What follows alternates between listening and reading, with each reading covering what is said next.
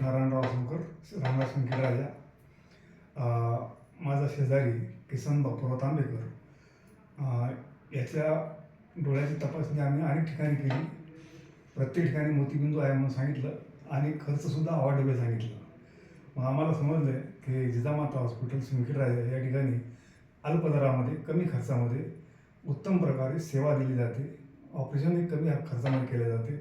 हे समजल्यानंतर आम्ही या ठिकाणी आलो. तपासणी झाल्यानंतर मोतीबिंदू डिटेक्ट झाला. मोतीबिंदू डिटेक्ट झाल्यानंतर ऑपरेशनची तारीख दिली आम्हाला त्यांनी. ऑपरेशन अतिशय चांगल्या प्रकारे केलं.